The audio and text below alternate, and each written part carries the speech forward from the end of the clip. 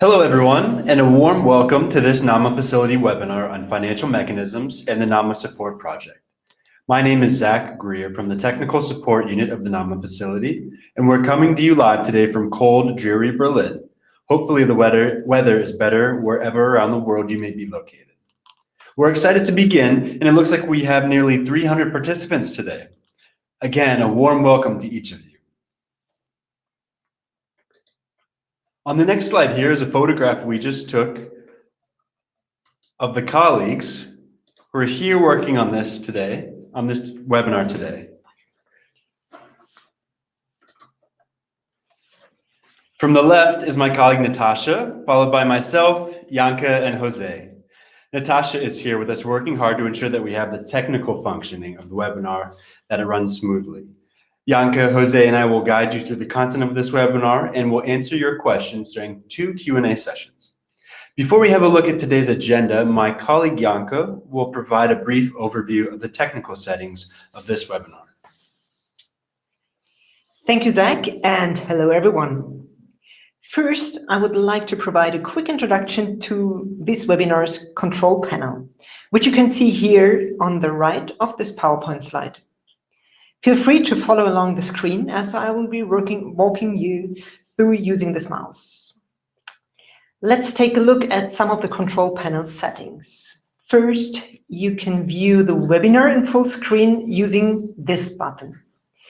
This could be useful as the sessions will be accompanied by the presentation. Second, you can adjust the language of the control panel using the globe item here, which you will find on the top of the control panel. Third, and perhaps most valuable, there's a question tab where we ask you to submit any questions you may have throughout the session.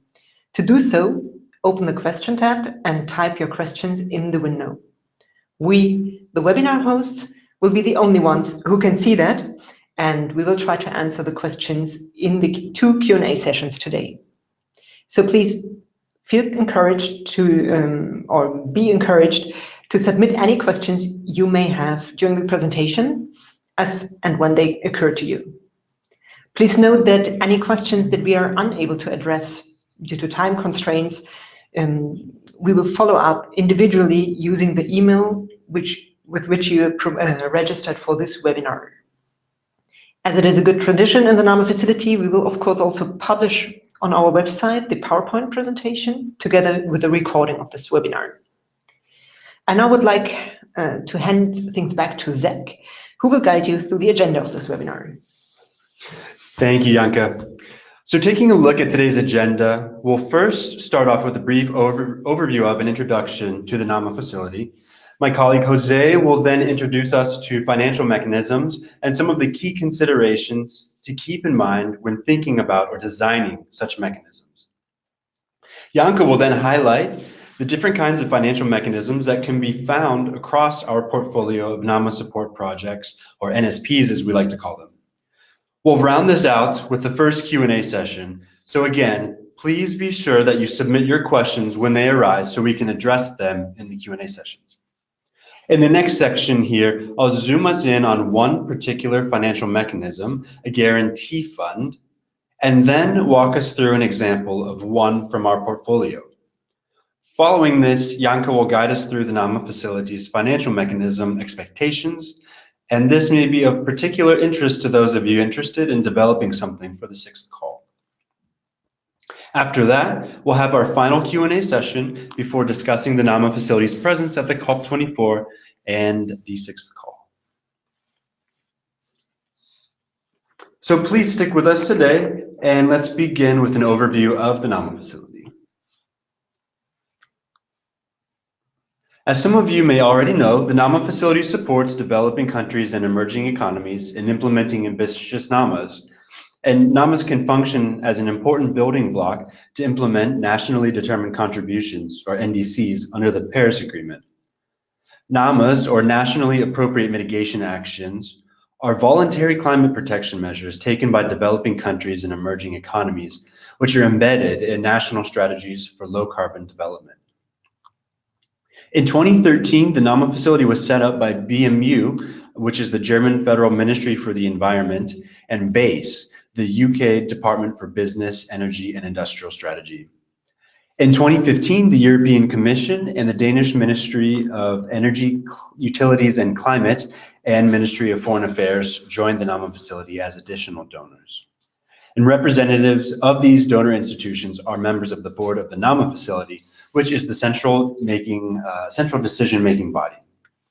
And to date, our donors have made available a total of up to 340 million euros for support. The TSU, that is the Technical Support Unit, is the NAMA facility's secretariat and is responsible for, among other things, organizing the calls for NAMA support projects. The NAMA facility provides funding to NAMA support projects that have the potential to catalyze transformational change towards low carbon development in the overall sector. As there is only limited funding available, the NAMA facility focuses its support on the most ambitious and transformational NAMA support projects. Our NAMA support projects provide a combination of financial and technical measures to support the most ambitious parts of sector-wide NAMA implementation. And the NAMA facility selects NAMA support projects by organizing and launching calls for the submission of NAMA support project outlines. And in the previous 5 calls we've held, 29 NAMA support projects have been selected for support. We just recently finalized the selection of 5th call NAMA support projects that have officially entered the detailed preparation phase, or again, DPP, and we'll go into further detail about that soon. So our NAMA support projects have a duration of between 3 and 5 years, typically, and are eligible to receive funding volume of between 5 and 20 million euros each from the NAMA facility. And we as the NAMA facility actually provide this grant funding to our NAMA support projects. And as I just mentioned, these NAMA support projects then develop and implement financial mechanisms and technical support for the most ambitious parts of sector-wide NAMA implementation.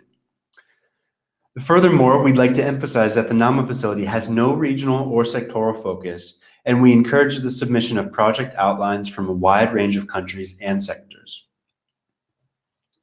In line with the objectives of the NAMA facility, key selection requirements for NAMA support projects include a strong level of project implementation readiness, ambitious mitigation potential, and having real potential for significant catalytic transformational change across a given sector and country.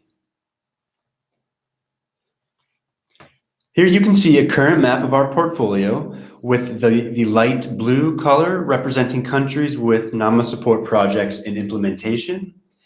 The dark blue represents NAMA support countries with NAMA support projects in the detailed preparation phase. And the striped countries obviously contain both. And as you can see, we have a wide geographic distribution across Latin America, Africa, and Asia. These next 2 slides allow you to better visualize a more nuanced view of our portfolio across different sectors. Here you can see a breakdown of our energy efficiency focused projects, as well as our projects that are in the agriculture sector. On the next slide, we can see NAMA support projects broken down by transport, renewable energy, and waste sectors. We're going to move on here, but don't forget that these slides will be available online following the webinar, and you can take a closer look then if you're still interested. So here we have the NAMA support project selection cycle. This cycle illustrates the process that is undertaken for each NAMA facility call. Let's take a quick run through the steps of this cycle. In the first, donors commit to call funding. Then in the second, the call is actually launched. In the third step, outlines are then submitted during the open call. In this phase is usually about 3 months. In the fourth step, upon the call's closure, outlines then undergo an extensive evaluation process. Then in the 5th call, donors make funding decisions for those NAMA support projects pre-selected to enter the detailed preparation phase. In the sixth step, the DPP, the detailed preparation phase, then starts. And in this phase, technical experts assist projects in the elaboration of outlines into more robust project proposals.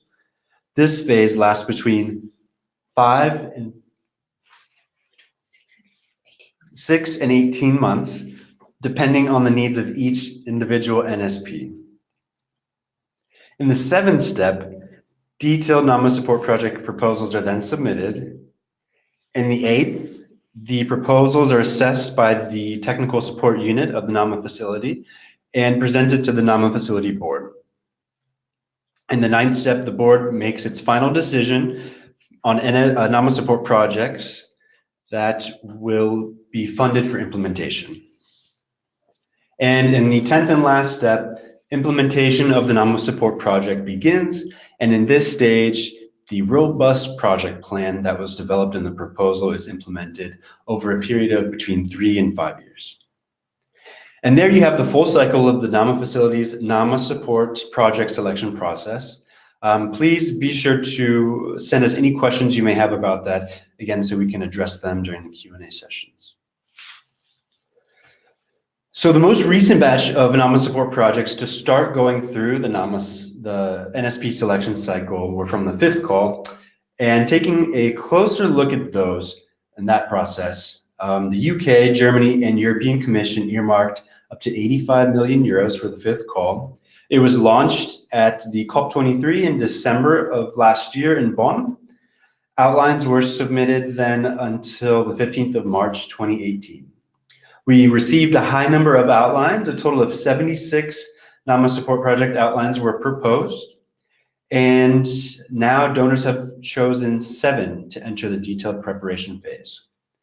So we just want to take this opportunity to officially congratulate our pre-selected NAMA support projects from the fifth call. You can see them on the right-hand side of this slide, being those from Brazil, Cabo Verde, Colombia, India, Mozambique, Palestine, and Peru. Congratulations, and we're excited to see your project concepts further develop in the DPP and hopefully eventually enter full implementation. So as many interesting financial mechanisms were submitted across the 76 fifth call outline submissions, we thought that this would be a good opportunity to share some information about financial mechanisms that we came across during this, their importance to developing a proper NAMA support project outline, and what the NAMA facility expects from financial mechanism design. So that was a quick overview of an update from the NAMA facility. Let's now dive into the main content of this webinar by starting with an overview of financial mechanisms. For that, I'll pass things over to my colleague, Jose. Thank you, Zach, and hello, everyone. As we all know, facilitating climate finance is a critical condition to achieve the 1.5-2-degree target and a key pillar of the Paris Agreement. However, and although the cost of many technologies have decreased significantly over the past years, especially for renewable energy, well, financial viability still requires some level of public sector intervention in many applications. So taking this into consideration, the question we're addressing today is how those regulatory frameworks affect the financial profile of mitigation projects, and specifically, which instruments and mechanisms can be used to facilitate investments, especially from the private sector. As a whole, public support mechanisms exist to influence the financial profile of mitigation projects, leverage additional public and private investment, spark transformational change across the sector, and overcome the dominating barriers that prevent or slow desired projects from realization. So the end goal we like to stress is that any financial mechanism exists simply to maximize the effect and impact of climate finance. In this section of the webinar, we will first establish the relationship between barrier identification and mechanism design. Second, introduce the most established financial mechanism, how they work and how they impact the financial viability of mitigation projects. And we will introduce criteria to evaluate the efficiency and effectiveness of a chosen instrument. To begin with, It is important to stress that the starting point for any discussion financial mechanisms are the barriers that prevent projects from materializing or slow the investment in mitigation activities, and not the other way around. Say that the main financial barriers for mitigation projects that we have identified are the following. First, high perceived risk. Second, limited access to capital, especially long-term capital. And third, limited financial viability. If any of these three barriers are the major factor preventing the project from happening and cannot be removed through policy measures, then support through financing instruments is appropriate. However, if the project is not being carried out for other reasons, support through financial instrument might not be the most efficient way to make this happen. It is important to keep in mind that other categorizations are equally possible, and most barriers are not limited only to mitigation projects. Experience gap, limited institutional capacity, missing awareness, regulatory constraints, non-existent track record for technologies, or immature financial markets, just to mention some, also constitute very relevant barriers. Nevertheless, we would like to stress that these three barriers constitute the foundations to discuss financial mechanisms. I'll jump to the first barrier, risk. Risk is the single most critical element that prevents mitigation projects from finding investors. It raises the returns that these investors demand, and risk can also be a driver for the other barriers. On the one hand, it limits the access to capital by reducing the investor base willing to take risky endeavors. On the other, it limits the financial viability of projects due to higher financing costs. It is important to keep in mind that risk and risk perceptions vary significantly from project to project, industry to industry, and country to country. The fundamental issue here is that risks are priced on perceived risk, not necessarily on actual risk. The investor will determine the cost by adding a risk margin to his or refinancing costs, that's the risk-free rates, according to his return expectations. So, as shown in the graph, higher perceived risk equal higher financing costs, and higher financing costs either reduce the financial viability of projects or cancel out any supply of financing.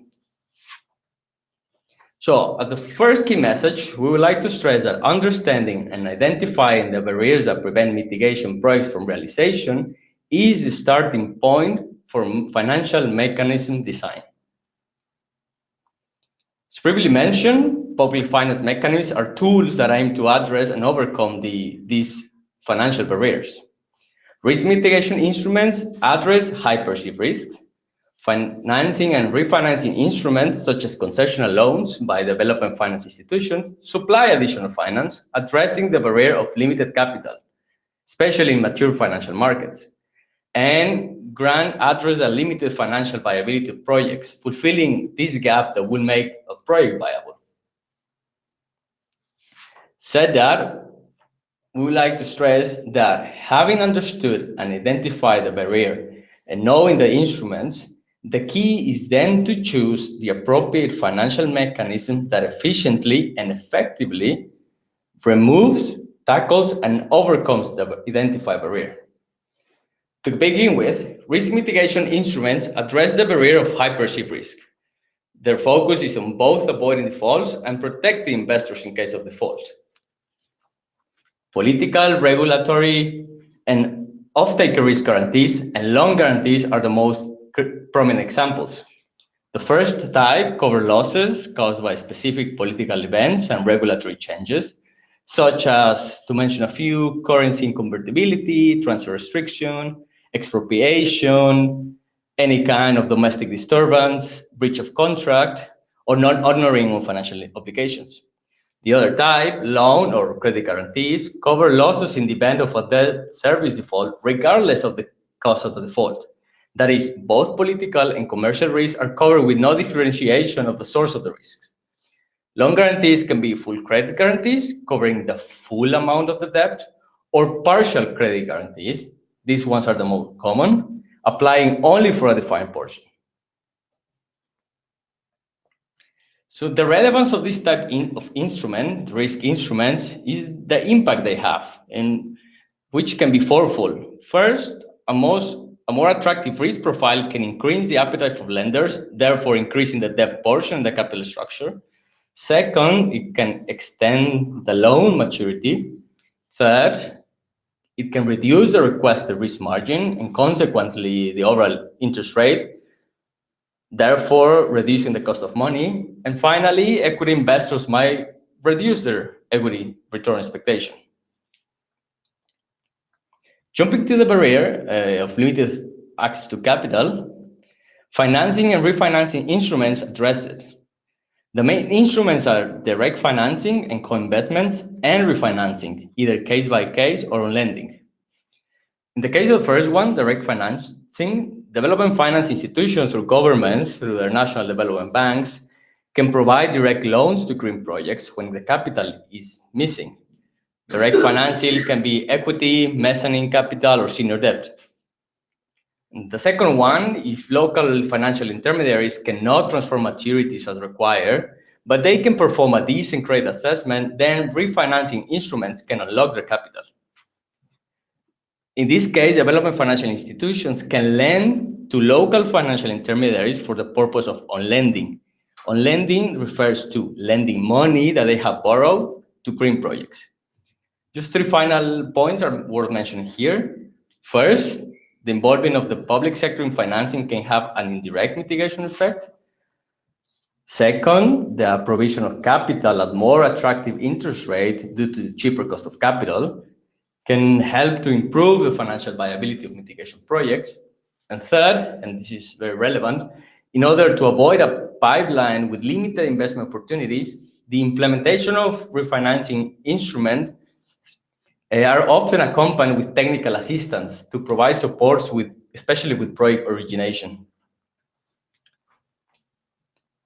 I'll jump to grant instruments now. Grants address the limited financial viability of projects by fulfilling the missing gap in terms of investment or cash flow. Grants have two types that can be upfront or results-based.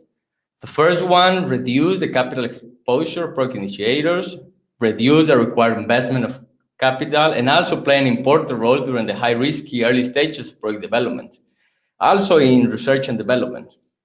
On the other hand, results-based guarantees strengthen the case for effective and efficient projects, since they only provide payments if certain milestones and goals have been reached. To conclude this section, we would like to comment that support instruments can and should be combined if they address various barriers. This is called instrument combination. In fact, when combining support instruments, almost every project can be made financially ready. However, we would like to stress two criteria to consider when determining the appropriate application of public finance mechanisms. First, the purpose of the instrument. That is, the design of each financial instrument needs to be tailored to the project it serves. It has to be established a connection between the purpose of the instrument and identify major barrier. And second, the efficiency. Compare alternatives. Make sure that the impact is needed at the lowest cost. In short, we like to conclude that nearly every project can be made financially ready through instrument combination. However, a sound use of resources should always be ensured. Now that we have had a brief introduction to financial mechanisms, thanks over to Janka for an overview of our NAMA support projects financial mechanisms. Thank you, Jose, for this concise introduction into financial mechanisms. So let's take a look at what the theory means in practice. Let's have a look at the financial mechanisms that are applied in our current portfolio of NAMA support projects. As you can see, we will focus here on financial mechanisms in those projects that have been already approved for implementation. You can see in this overview that most NAMA support projects decided to have, in fact, more than one financial mechanism, in most cases two. Jose had already mentioned that a combination of instruments can be a smart solution to overcome financial barriers. Our NAMA support projects are operating in a complex environment with various stakeholders from private and public sector. So offering different financial instruments with distinctive target groups can be a good solution to induce transformational processes. For instance, let's have a look at the coffee NAMA in Costa Rica that works along the value chain with farmers, but also with coffee mills to produce low carbon coffee. As market interest rates are increasing, coffee mill owners are facing the choice between investments in short-term returns and capital-intensive investments into energy efficiency technologies that usually have a longer amortization time. To incentivize these energy efficiency investments, mills are offered soft loans for investments into low carbon technologies ranging from bio-waste treatment to energy efficient boilers and solar dryers. These soft loans bring down their capital costs and make investments viable within a reasonable time frame. Recognizing the potential for carbon sequestration on farms, farmers are additionally offered financial support for increasing the tree coverage on the plantations. They are offered a small direct subsidy for each tree that they have planted, additionally on their coffee plantation. The payment is offered in a results-based payment scheme where any additional tree is tracked with a digital monitoring application. In fact, we have seen that this scheme has already attracted some interest from commercial stakeholders that consider providing additional resources because they want to offset and improve their own carbon footprint.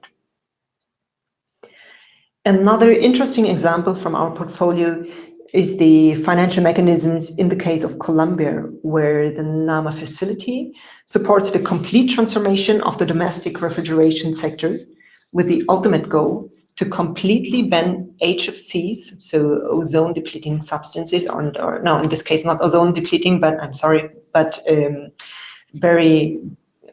refrigerants that have a high global warming potential. And they want to completely ban HFCs in the subsector of domestic refrigerations and make new fridges more energy efficient. Here, the two financial mechanisms focus on distinctive elements in the life cycle, namely the production and the replacement and recycling of fridges. These elements in the life cycle have been identified to be limiting factors for the transformation of the whole refrigeration sector.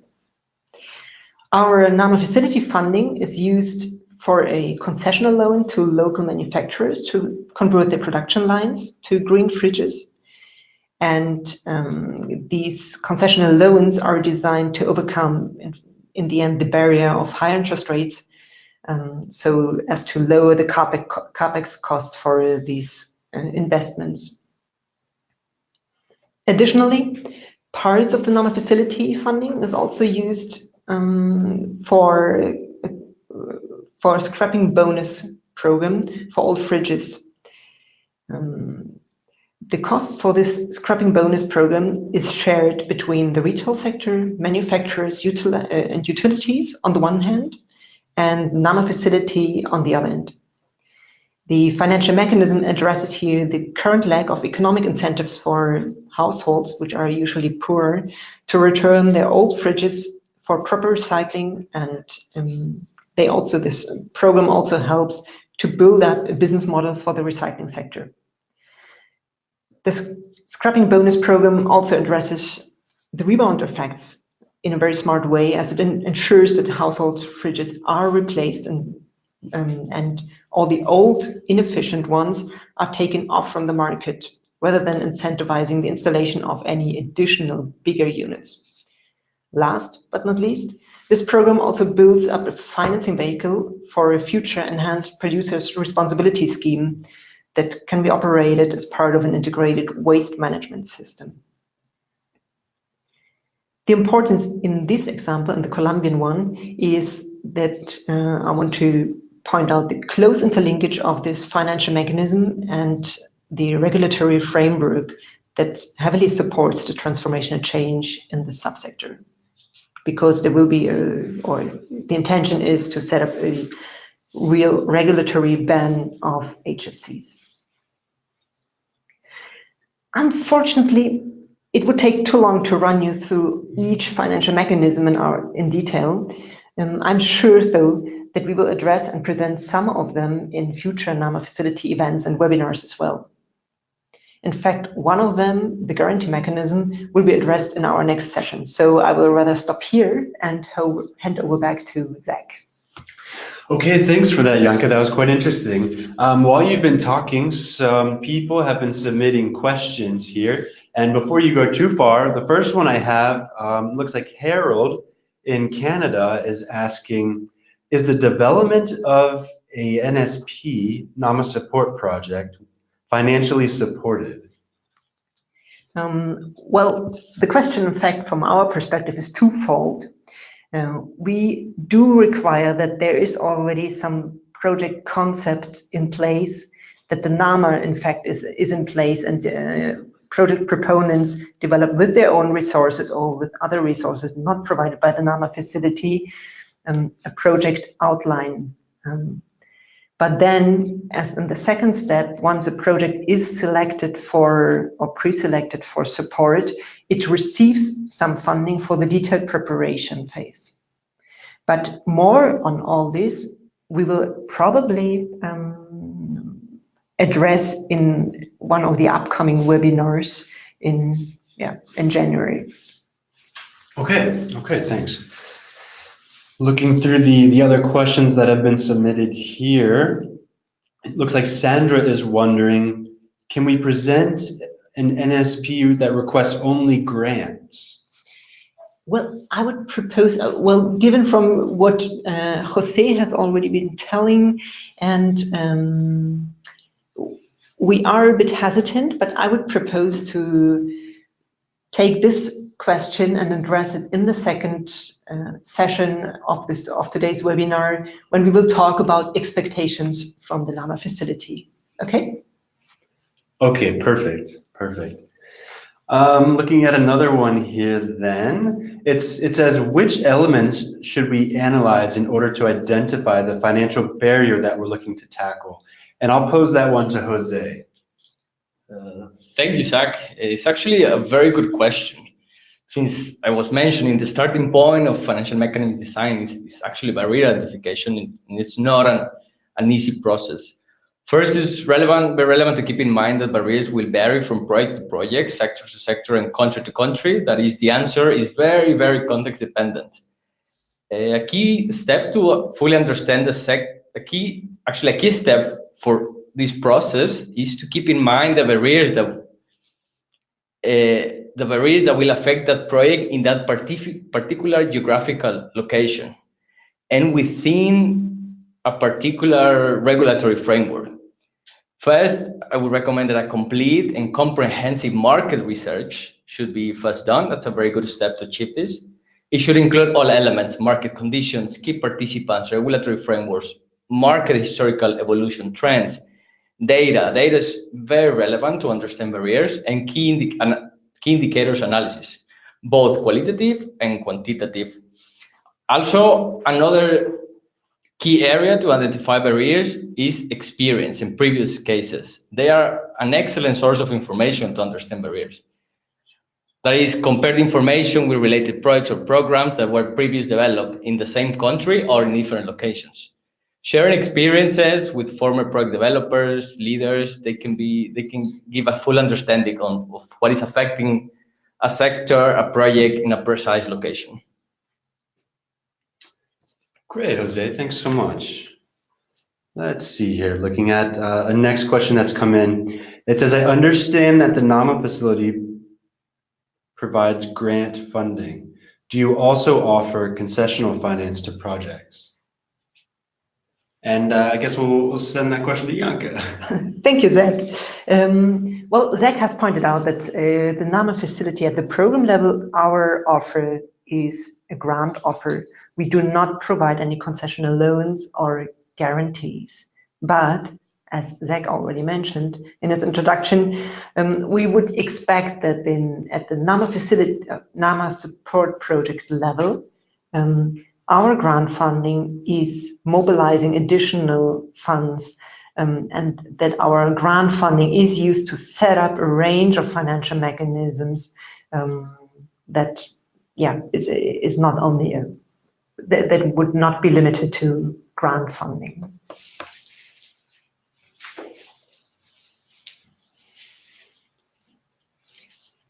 Okay, and then one more here I think we have time for. Let's ask this one to you, Jose. Is there a preferred sequencing for financial instruments? One viewer is asking. Oh yeah, thank you for the question. And the short answer is no. Every project is different and depends on the current market and regulatory conditions specific to a certain country and context. So the first step, as we mentioned, should always be to identify the financial barrier that is present. And from there, the list of instruments should be analyzed one by one and compare. So in order to choose the one that removes the barriers or approaches to a successful removal of the barrier in the most efficient way. And this can be the cost-effective way. One way of measuring is just to see what's my dollar for removing 1 ton of CO2 emissions. That's a key indicator. So the design of financial mechanisms should be tailored to the project itself, country and sector, always taking into consideration the purpose, as I mentioned, efficiency. As we said, the combination of instruments should be done on a case-by-case basis. There is no one-size-fits-all formula, I would say. Thank you. All right. Thank you very much for those questions, guys. And any of the ones that we couldn't get to from this section, we will follow up with you individually after the webinar. So thank you again. Now let's move on and do a deep dive of one particular type of financial mechanism, and that is a guarantee fund. So while we briefly introduced guarantee funds during the financial mechanism introduction, let's take a closer look at what this kind of credit enhancement actually does. So first off, what is it actually? A guarantee fund is a dedicated sum of funds used to cover any losses incurred as the result of default by a borrower. And the aim here is to transfer risk away from the lender and onto the fund, and to leverage a large multiple of funding beyond the amount actually committed to and contained within the guarantee fund. So what can guarantee funds actually do? Well, here they can work to catalyze investments so perceived risk is reduced, enabling additional lending, especially for investment in uncertain or untested markets. And this can accelerate impact. And guarantee funds can support future sustainability. And this means that the institutional knowledge and experience gained can make the process self-perpetuating in the future, eventually eliminating the need for a guarantee fund in the first place. And the guarantee funds can also provide demonstration effects as they can prove commercial viability. And finally, they also allow for greater access to capital at more affordable interest rates for borrowers. So it has been the experience of the NAMA facility that guarantee funds can be particularly important in facilitating energy efficiency investments. In this kind of context, where there's often a lack of local institutional experience on both the supply and demand side, limited prioritization of such investments on the demand side, and high perceived risk on the credit supply side, guarantee funds can be instrumental in affecting transformational sector-wide change.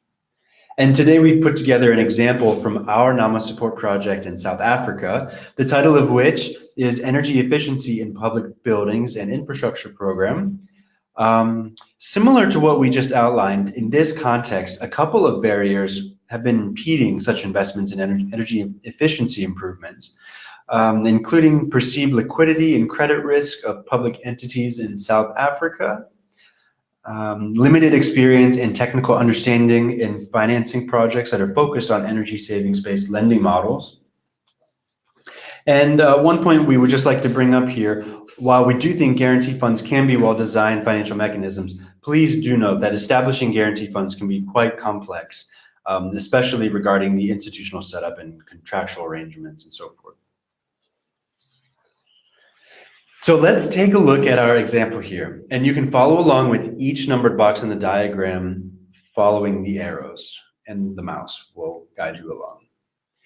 So in the first step, in this example, either the South African Department of Public Works or a province or municipality approaches the newly created Energy Efficiency Project Support Office, or the EEPSO, we'll call it, of the NSP NAMA Support Project, with a potential energy efficiency project for a public building, such as a school, hospital, prison, or public infrastructure, such as streetlights, water treatment facilities, etc. In the second step, technical experts of the EEPSO provide advice on the energy efficiency measures for the public entity. In the third, the public entity carries out a high-level energy audit for the purposes of developing tender specifications, quantifying the potential energy savings, and identifying the potential technologies like lighting, HVAC, and water heaters or pumps. So the public entity then assumes the costs of the pre-feasibility study with, yes. Moving on to the fourth step, for quality control, the National Treasury would pre-qualify a panel of energy service companies, or ESCOs, that are permitted to bid on tenders elaborated by public entities with EEPSO support. In the fifth step, ESCOs on the panel may submit an expression of interest for a specific project. In the sixth step, expressions of interest are evaluated by the public entity, and 3 companies could be shortlisted for the tender process. Moving on, ESCOs would apply for loans from the Industrial Development Corporation, or IDC, which is a national development financing institution, and they receive a loan offer pending a credit check. In the later stage of the NAMA support project, ESCOs can also apply for a loan from a commercial bank. That's the plan. In the 8th step here, municipalities are eligible to apply for additional energy efficiency demand-side management grant from the Department of Energy for project implementation. And in this case, that's paid for by the National Treasury. The grant reduces the loan and equity guarantees required of the IDC or commercial bank. In step 9, shortlisted ESCOs prepare a detailed project plan with a concrete proposal for investments in energy efficient technologies. In the process, they conduct an on-site visit to monitor and verify the energy consumption baseline with the EEPSO support and calculate the concrete energy savings potential. In the 10th step, the ESCO offering the highest energy savings and best technology and price is selected by the public entity as the provider for the project. And then in the 11th step, the IDC approves the loan. The IDC also grants a partial credit guarantee financed by the NAMA support project for 50% of the loan value in the event that the public institution or the ESCO itself delays or defaults on installment payments. The selected ESCO signs the loan agreement with the IDC. So this step is critical. This partial credit guarantee reduces the risks borne by lenders and thus enables public entities to obtain lower interest rates on one hand. As more entities are thus enticed to make more energy efficiency investments, the demonstration effects begin to play out. Track records of public bodies repaying their debts are then provided, and the realized cost savings from energy efficiency investments, including the prudence of such investments, are illustrated. And as these effects begin to take shape and barriers are reduced, so too is the need for a partial credit guarantee fund. And with that, the market should eventually be able to function on its own. In the 12th step, the public entity signs a contract with the ESCO, which guarantees specific energy savings over a defined time period. Then the IDC or commercial bank distributes funds to the ESCO. The 14th step, start of implementation phase for the energy efficiency project, which includes upgrades to building lighting and automation, street lights, insulation, HVAC systems, pumps, etc. In the 15th step, the public entity saves energy by implementing the energy efficiency measures. And based on these savings, it will pay the escrow for services rendered over 5 years and still enjoy a small profit from day one. From year 6, after having paid the escrow, the public entity will enjoy significant savings. In the 16th, the escrow pays back the loan to the IDC or commercial bank while earning a profit. And in the last step, energy savings from the project will be measured and verified for a quantifiable mitigation effect.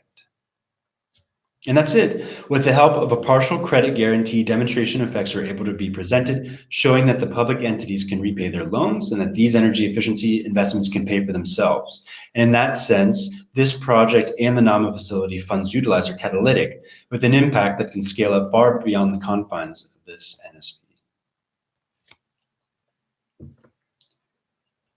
And with this interesting example from the NAMA facility's portfolio of NAMA support projects, I'd like to hand things over to Janke, who will now discuss the NAMA facility's expectations vis-a-vis financial mechanism design. Okay, thanks a lot, Zach, and thank you also for providing these insights into South Africa. Well, before we dive into the NAMA facility's expectations on financial mechanisms, please be reminded that it is the finance that is in the DNA of the NAMA facility. For instance, when we look at our mission, it is the NAMA facility's mission to finance innovative projects that tackle specific local challenges for cutting emissions in sectors and in countries with a strong potential for scale-up, replication, influence on wider sectoral changes. And we also want to unlock investment opportunities with tailor-made climate finance to fund NAMA support projects that not only strengthen the country's ownership to deliver low-carbon activities, but also to pilot financing models to overcome market barriers to low-carbon development, as you can see here in number 2. And these NAMA support projects should have the potential to use innovative technologies and approaches to deliver country plans and, importantly, boost participation of the private sector to deliver these low-carbon activities. It is clear that in order to meet the enormous climate financing needs, we need to use each year of public funding in the best possible way and leverage private sector investments. Having this in mind, let's have a look on the next 3 slides on the expectations that we have when NAMA support projects, or NSPs in short, propose financing mechanisms. First, we look at the relevance and suitability of the NAMA support project in general, but also of the financial mechanism in particular. We ask whether actually relevant barriers for investments are removed or at least reduced by the NAMA support project's support. So we are looking at the general country context and the sector context to understand how the NAMA support project fits into the wider policies and whether these policies would incentivize scaling up, or on the contrary, whether there are in fact any policies, taxes, or subsidy schemes in place that would rather disincentivize investments supported by the NSP. So in the end, that the NSP would work around the barrier, but not really tackle those barriers. Jose had already mentioned one example of concessional loans in the context of energy subsidies, so I won't go into detail here. As I mentioned, we also look at the suitability of financial support mechanisms to overcome the barriers and to, in the end, make a business model for individual investments viable for the target groups. For instance, a concessional loan program operating with commercial banks is likely not a suitable instrument for encouraging energy efficiency investments in low-income households if those households have no access to commercial banks, no bank accounts. We also heard before from Zach that guarantee schemes are not per se a silver bullet solution to overcome financial barriers. So you really have to analyze, as Jose had mentioned before, analyze first the barriers and then set up the financial mechanism. We then also look at the scale and the permanence of the financial mechanism. We would like to see that the financial mechanism, together with some technical assistance, will lead to scaling up beyond our own support, the NAMA support project support. In this context, we would also ask whether it is likely that the financial flows and investment decisions are actually permanently redirected and reversed to support low carbon development, that is permanently beyond the NAMA supports project's support. Or is there in fact a high likelihood that financial flows and investment decisions fall back into old patterns that were common before the NSP intervened? To substantiate such permanence and scaling up potential, we look for an indication that the NSP either manages to completely eliminate the barrier within its own scope and implementation period, or if a complete elimination is not possible within the implementation phase, the NSP should be able to present a convincing concept of the phase-out of our support from the NAMA facility and a phase-in of other funding sources. It is our experience that most of the financial mechanisms that are proposed to the NAMA facility are in fact rather short-term focused. That is, they will cease operations when the support of the NAMA facility is ending. These financial mechanisms have quite some difficulty, in fact, to demonstrate its scaling up potential and permanence. And obviously, this is particularly true for a simple grant mechanism. Therefore, we strongly encourage potential NSPs to identify and demonstrate the phase-in of long-term permanent financing sources. You could think of environmental taxes or fees that serve as a long-term financing source for the financial mechanism. As I mentioned in my introductory remarks, we need to use each euro from our donors in the best possible way and leverage private sector investments. It is thus probably no surprise that we also look at the financial leverage. In that regard, we want to understand how and to what extent the financial mechanism mobilizes additional private and public finance for investments during the implementation phase of the NSP. It should be demonstrated how the overall budget and financing structure optimizes the co-funding potential. We expect to see some financial contributions from local and national sources, and if necessary, also from international sources. Here, in this context, it is worth mentioning that contributions from the target group or beneficiaries can in fact also create and demonstrate the essential buy-in and ownership, whereas the free of charge provision of services and technologies, for instance, financed completely by 100% by a NAMA facility grant, should be considered only in very exceptional cases and should be well justified, because usually we have concerns about the ownership of the target group then. In the context of financial leverage, we obviously also look at the level of the securedness of those co-funding and contributions. We want to know whether there is already a clear commitment for a specific funding volume that will be available when the project enters implementation, or is in fact the decision taken on the potential contribution, is that decision only taken in the very last year of the NAMA support project implementation phase. Obviously, the latter case, so this late decision, would raise strong concerns whether the contribution would materialize at all. So again, we strongly encourage potential NAMA support projects to ensure that the co-funding and contributions are available from a very early start in the project implementation. In terms of optimizing resources, we also look at the level of concessionality and appropriateness in the country and sector context. In contrast to other funding programs, the NAMA facility does not apply a general benchmark for this, but certainly relates here to the level of concessionality, to the mitigation impact and co-benefits. As we're talking about the climate mitigation program, when we talk about the NAMA facility, we obviously also take a close look at the greenhouse gas mitigation impact of the financial mechanisms. We ask how mitigation relevant the proposed investments are and how effective and efficient the financial mechanism is to deliver the greenhouse gas mitigation. For this, for instance, we look at the cost effectiveness, that is the ton CO2 reduced per euro of NAMA facility funding. As the NAMA facility focuses on the implementation of mitigation actions, we additionally also look at the FC-TC ratio, that is the ratio of funding requested for the financial mechanism versus the funding requested for technical cooperation, technical assistance. And here, we would like to see a clear focus on the FC component.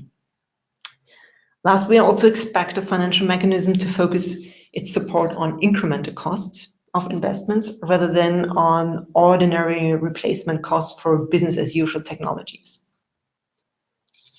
And last but not least, we also want to understand how the financial mechanism addresses and whether there is this implicit potential to create rebound effects. For instance, when a concessional loan program encourages consumers to buy energy-efficient household appliances, which lead to higher demand for these appliances, and as a result, all the efficiency gains are offset by a larger amount of units in operation. And we would like to understand how the NAMA support project considers this and how it tries to avoid these rebound effects in its design. Let me finalize this part of today's webinar with this last slide. And just to mention a few points as well. As we have been mentioned before in several occasions today, the NAMA facility focuses on implementation of actions, on mitigation actions. Thus, we do, of course, look at the feasibility and the readiness for implementation of the financial mechanisms. In other words, we ask whether we can expect that the financial mechanism will be fully operational within the first year of implementation. We also look at whether the financial mechanism is integrating lessons learned from other programs, piloting, and how the concept has been further developed based on the previous experience on the ground. It is an absolute must that any funding from the NAMA facility that we provide to the NAMA support projects and also to the financial mechanism, obviously, can demonstrate its additionality to what is anyway going on the ground. Related to this, NAMA support projects should be designed in a way to avoid any unintended or intended negative market distortions and should avoid any crowding out of the private sector and private sector capital. In the contrary, we in fact expect that NAMA support projects crowd in private sector whenever possible and enable the private sector to develop its own business model for mitigation actions. Having said this, my last point here is that the funding provided by the NAMA facility needs to serve the public benefit purpose of sustainable development. And that means that the primary objective of support is to create benefits for the general public and not to serve individual commercial interests and purposes. For instance, it would be not possible to provide funding directly to one commercial company to develop its own business line on energy efficiency services. That is, in a nutshell, what we look at when we look at financial mechanisms. And I hand back the floor to Zach. Okay, great, Janka. Thanks so much. That was really interesting. I think really insightful as well to see what we need to focus on. We did receive some questions during that time, and we'd like to get to some of those now. The first question that we have is, does the NAMA facility finance the DPP? I'll ask you that, Janka. Oh yeah, I hoped I would have said that or explained that before. Yes, the NAMA facility finances the DPP, which is the detailed preparation phase that lasts between 6 and 18 months, and where we really expect a full-fledged analysis and the project to be developed to such a state that it can start from day one in implementation. Okay, perfect. Thank you for that. And actually, related to the last question, we received another one from Thailand that it refers to the DPP, actually, to the detailed preparation phase, and it reads as follows. Does every NAMA support project have to go through this stage, or could an applicant go directly from outline submission to implementation? Well, the truth is here that we do expect a fully fledged comprehensive proposal so the outline is much slimmer and is just really a concept, whereas in the second stage, we do expect a fully elaborated proposal. And I would not expect any applicant to develop this fully fledged proposal in the first stage when just applying and when he does not know whether he will receive any funding. So in short, we would expect all the projects to go via a DPP. And we receive another more technical question that goes to you, Zach. This comes from South America. And you mentioned that in the guarantee mechanism example, technical experts will provide advice to the public entity to determine which energy efficiency measures would be appropriate. However, these investments can be quite high. So for organizations with cash constraints, isn't this a barrier and that prevents the entity from actually pursuing energy efficiency investments? Thanks, Jose. Yeah, that's actually a great point, and you're right, this can be a barrier. Oftentimes there can be such upfront costs associated with these energy efficiency investments, and while in the long run the efficiency gains often offset such costs, not all organizations can actually pay up front, and often lending institutions lack the experience or knowledge that would allow for energy efficiency investment borrowers to, somehow include these costs in what they borrow. So, and this follows quite closely with what Janka previously said about using grants as one component of the NAMA support project financial mechanism design. As in this case, grants can, using a limited and targeted approach, be quite useful. If the grants are provided to first mover public entities to pay for this technical advisory service and energy audits, and then the lending process can begin. This would enable lenders to actually capture and build in the institutional knowledge surrounding energy efficiency investments, while a track record of public entities successfully paying their loans back is demonstrated. Yeah, and at first, while the market is being created, there's really no way to include these upfront costs in the loan, or by having the energy efficiency auditors defer payment. So eventually these upfront costs can be built into the lending structure, so the public organizations wouldn't have large upfront costs, but pay over time. And thus the need for these grants would eventually be eliminated. And again, they were limited and targeted, and they then basically affect a self-sustaining market. Well, thank you, Zach, and thanks everybody for your questions. But one last question for today from Maria, and it says, when is the next call? I think it's a good point to move to our next session. Okay, great. That is perfect. So let's just take that question into our next and second to last slide here, the COP24 and VI call. First off, we'd like to invite you to join us at the COP24 in Poland this year. We will be there on December 10th from 7 until 8 o'clock at the NAMA facility side event entitled Inspiring Ambitious Climate Action. We'll actually be in the EU Pavilion in the room, it's called Vienna. And in attendance there will be delegations from NAMA support projects, donor representatives, and some of us from the TSU, the Technical Support Unit. We will be presenting on several topics, including presentations from some NAMA support projects, and we do expect to unveil an announcement there. Last but not least, regarding the NAMA Facility 6 call, please do note that more details will be announced soon. We encourage you to sign up for our newsletter for the latest updates and notifications as we post them. And by the way, do check out our cool new countdown clock on our website that counts down to our COP24 side event on namafacility.org. And so we're and we have two upcoming webinars, don't forget, one will be in January and one in February. And thank you again, everyone, for your time and your attention today. We did receive a number of questions that we couldn't address, but just to reiterate, we will be responding to you individually following the webinar. Following this, we will provide a link to the slides and the presentation on our website. We'll send those out via email. And again, thank you for participating. We from the TSU wish you a very pleasant day and a great rounding out of 2018. If we don't see you at the COP, then we hope to see you for the next webinar in January. Bye-bye.